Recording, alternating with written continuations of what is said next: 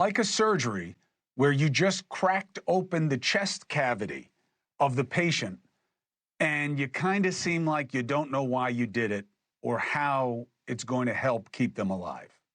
Now, the media, predictably, they're playing to their preference, right? You got the media mavens, the pod people, seeing this through the lens of partisan preference. Fox all but ignored the markets, even removing the stock ticker from the screen most of the day. Ultra-righty Newsmax is an interesting take on this. They had their IPO this week, and it kind of echoed the hype and then the history of Trump's move as well, right? Newsmax is all Trump all the time, right? So the stock had this ridiculous high when it first came out, got to like 260, only to crash down 200 points as the tariffs set in. The stock had no business being that high. How low it goes, we'll see. But it was an interesting bellwether for Trump's experience politically. The key, though, for us here is to move past all that noise. Let's understand our reality, not ignore it, not spin it for advantage. I don't want stocks down and prices up, companies cutting people, all because of these tariffs. So, what is the rationale for this rough ride? The president is doing this ostensibly for two reasons, as far as I'm told from those who say they know. It looks tough, like he's fighting back. Okay, that's the optic. Well, what is the operation that he refers to? He believes tariffs will drive better trade deals and make more people make more stuff back here in America. Those are principled ambitions. Those are good things to fight for. But the way Trump did this seems divorced from sound strategy or economics. Let's be candid. I don't believe the president came up with these numbers or the places to target himself. And whomever fulfilled Trump's ambitions did him no favors. First, the silliness of some of the places that they picked. Uninhabited islands, economies under the radar of real trade implications. But that's just a gotcha. What matters much more is the questionable connection between how much to tariff and the reality of the tariff structure in the world right now. None of the numbers make sense to many folks who work in trade and economics. Why? Well, maybe Trump wanted to exaggerate, make them bigger, make them bigger. You could see that. But also because of the methodology that may have been modeled by ChatGPT. Literally. That is an ongoing consideration. Is that where they got their formulas? Because it doesn't really seem to have any legit basis from any who have this area of expertise. But again, even that put to the side, no matter the origin, what are the prospects that these tariffs do what Trump says they will do? So far, there's no indication that any country is caving. Some are reportedly considering even more counter tariffs. The markets tanked temporarily, so Liberation Day didn't spark any immediate positive result, but could the best be yet to come? Possible, sure, to the extent anything is possible. But probable, I don't know. Trump may get people to the table this way. But if this is really about addressing the trade deficit, which is what we were told, you do know that tariffs from other countries are not the biggest cause for the trade deficit, right? You know what is. America simply buys more than we save and even often more than we make. That's why there's a trade deficit. Tariffs are only one piece of the puzzle on how trade flows. If the U.S. continues to consume more than it produces, we're going to run high trade deficits, despite the tariffs.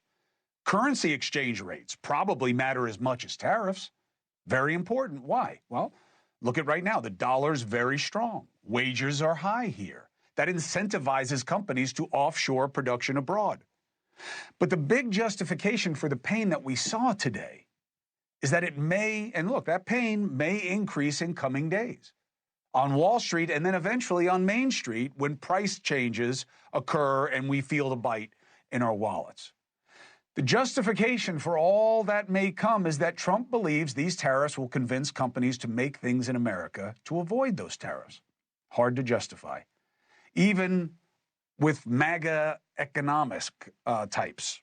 Why? The real analysis of why jobs left. First, Are the tariffs going to cost manufacturers more than the cost of coming back? Not even close. Labor prices alone are far more onerous than these tariffs. And the move to come back would take a long time. You'd need a lot of capital. But there's another reason that too many have ignored in their analyses.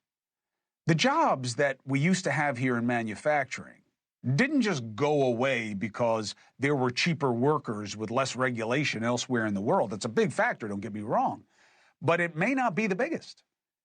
Manufacturing jobs went away because of innovation. Innovation, AI, robotics, each and all have only further reduced the need for human hands. So not only would it be impossible to go back to where we were a generation ago, I don't know why they're suggesting that. You know, you had about 1 in 5 workers worked in manufacturing a generation ago. Today, it's 1 in 10.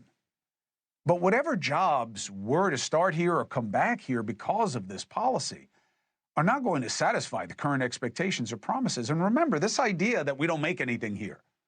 Who makes more than us? One country, China, okay?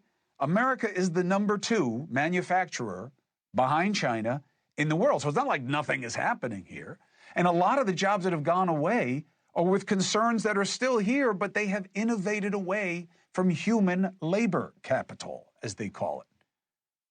So you've got to know that reality. Now that we see what was somewhat misguided in the cell, even if well-intended by this administration with Liberation Day, what would be better? That's the part nobody's talking about.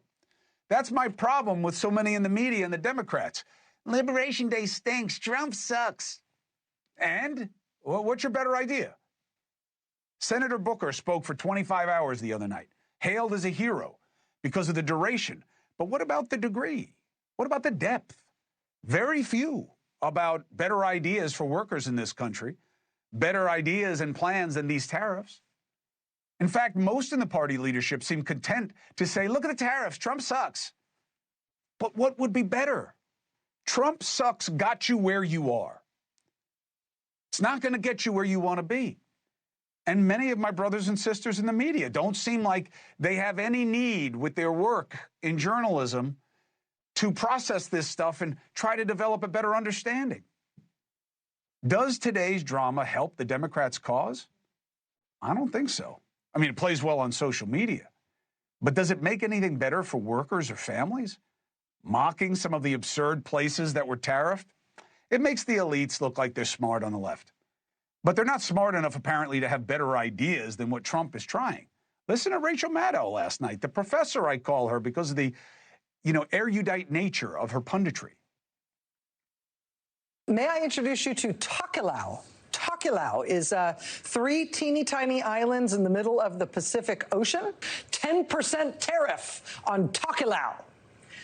Take that, Tokelau bandits.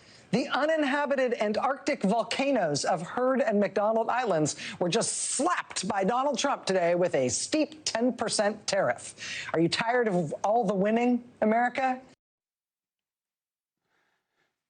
Yeah, it's great. Save it for the cocktail party, the snark, the Chardonnay. If you care about the country and workers, snark's not getting us to a better place. What's your better idea? Celebrating the slip today should be unsatisfying. Well, here are our ideas. And we got to ask, why aren't these being focused on instead of these punitive measures? Okay? Trump believes punishing is tough. I'm not so sure. Why isn't there an equal obsession with investing in what is the only thing that would offset why the jobs left? The jobs left because of innovation. Why aren't we equally obsessed with innovating our way back into a position of advantage? Investing in retraining manufacturing workers to work with technology so they're not replaced by technology. Why isn't that the cause? To change the current tax code to incentivize companies to keep jobs here and to buy American. Hey, if you want to build the base, then why don't you do that?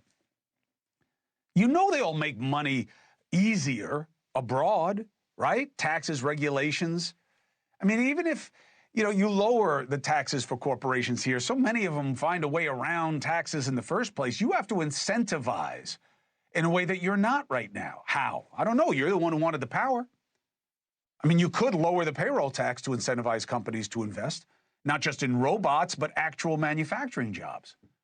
Innovation is what took these jobs away. There are people making things here that are just not using people. Instead of trying to bring back the old ways of manufacturing, why isn't Trump thinking about the new ways? Okay? Now look, you'll say, wait a minute. Trump just announced a $500 billion private sector investment into AI infrastructure. Yeah, private sector. But at the same time, Trump is calling for killing the government's major investment into the new wave of manufacturing with the CHIPS Act because it was Biden's idea. 100,000 manufacturing jobs that work with technology, not to be phased out by it. Instead of just thinking about tax cuts for the top, why aren't you debating and pitching how to use tax policy to reward people for making and buying here so they don't have to go offshore? Hey, thanks for watching. Go to joinnn.com to find NewsNation on your screen. And don't forget, click the red subscribe button below to get more of NewsNation's fact-driven, unbiased coverage.